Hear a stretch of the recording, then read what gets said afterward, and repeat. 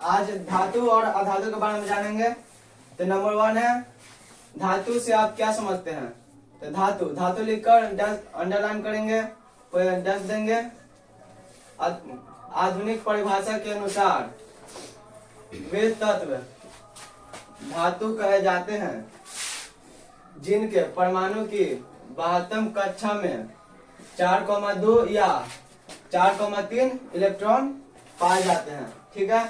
और इसका दूसरा परिभाषा है, दूसरे शब्दों में वे तत्व धातु कहलाते हैं जो विद्युत धनात्मक होती है, जिनके ऑक्साइड भास्मिक होते हैं तथा अम्ल से प्रतिक्रिया कर लवण का निर्माण करती है एवं हाइड्रोजन गैस बनाती है। ठीक है। जैसे सोडियम, आयरन, मैग्नीशियम, जिंक इत्यादि। अब है अधातु से आप क्या समझते हैं। तो अधातु लिखकर अंडरलाइन करेंगे, फिर विवरण का चिन्ह।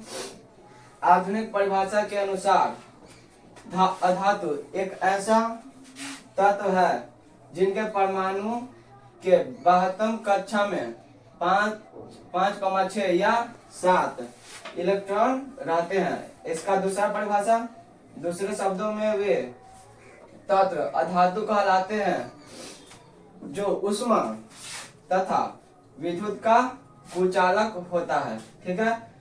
विद्युत ऋणात्मक होती है, जिनके ऑक्साइड अम्लीय होते हैं और यह अम्ल के साथ प्रतिक्रिया करने पर लवण का निर्माण नहीं करती है। ठीक। जैसे कार्बन हो गया, सल्फर, आयोडीन इत्यादि। धातु और अधातु में एक डिफरेंस। धातु का ऑक्साइड भास्मिक होता है जो अम्ल से प्रतिक्रिया कर लवण का निर्माण करती है, और इसमें है अधातु का ऑक्साइड अम्लीय होता है और यह अम्ल के साथ प्रतिक्रिया करने पर लवण का निर्माण नहीं करता है। मतलब धातु लवण का निर्माण करता है अम्ल के साथ प्रतिक्रिया करने पर, और अधातु अम्ल के साथ प्रतिक्रिया करने पर लवण का निर्माण नहीं करता है। देखिए, धातु और धातु का परिभाषा देने के बाद हम धातु और धातु का अंतर बता दे रहे हैं। ये भौतिक गुण के आधार पर अंतर दे रहे हैं। देखिए, प्रश्न है ये, धातु और धातु में अंतर बताएं। उत्तर लिखे, धातु और धातु में निम्नलिखित अंतर है भौतिक गुण के आधार पर। तो ये अंतर देखिए, रियल में वास्तव में अंतर ऐसे अंतर होना चाहिए, दोनों सामने सामने। ठीक है। नंबर 1 देखिए, सामने स्पेस में कुछ नहीं लिखे, जहां नंबर दे रखे हैं यहाँ पे देखिए नंबर स्पेस में कुछ नहीं लिखे हैं। ठीक है। नंबर 1 में है कैसे, ये जो चौथाई था डबल लाइन का हम उपयोग कर लिए, बीच पर डिवाइड दिए डबल लाइन का, और देखिए आपको देखने में अच्छा लग रहा है। अगर अच्छा लग रहा है तो आप ऐसे ही उत्तर लिखेंगे, अंतर में ज्यादा बढ़िया लगेगा, कॉपी खूबसूरत रहेगा। ठीक है। धातु और धातु में इसमें एक विशेष प्रकार की चमक पाई जाती है और ये विद्युत धनात्मक होते हैं।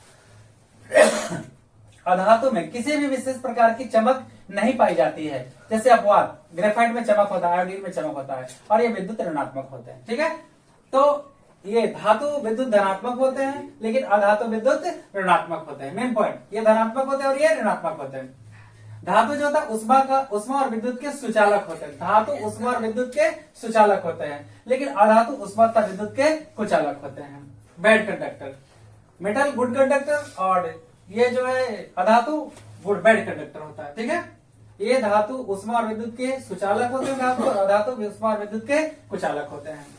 ये अधातु तन्य होते हैं, लेकिन अधातु चोट मारने पर चूर चूर हो जाता है। ठीक है। जैसे ग्रेफाइट को मारिए ना, सब बुकनी उड़ जाएगा, गंधा को मारिए बुकनी उड़ जाएगा।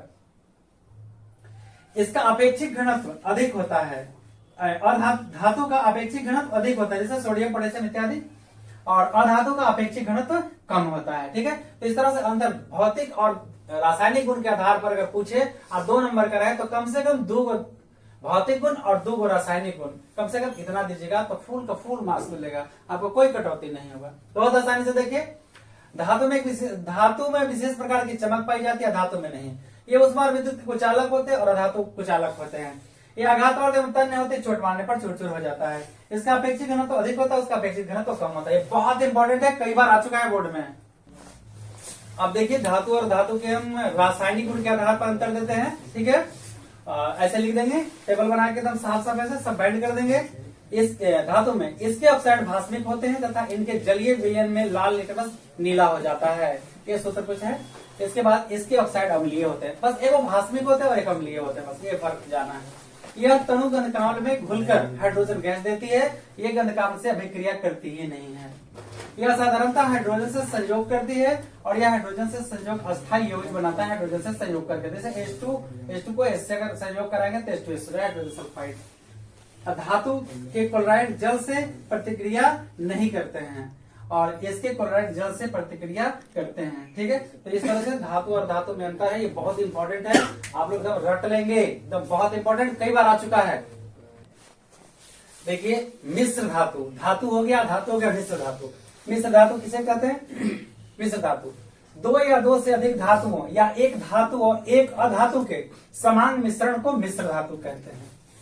जैसे पीतल, कांसा, कांसा में कई तरह का धातु मिला होता है, जर्मन, सिल्वर इत्यादि। उपधातु क्या है? उपधातु कुछ तत्वों में धातु और धातु दोनों के ही गुण पाए जाते हैं, इन्हें ही हम लोग उपधातु कहते हैं। जैसे बोरॉन, सिलिकॉन, जर्मेनियम आदि उपधातु हैं। धातुमल क्या है? अयस्क में उपस्थित दुर्गलनीय पदार्थों के साथ द्रावक संयोग करके जो गलनीय पदार्थ बनाता है उसे धातुमल कहते हैं। देखिए यही धातुमल है।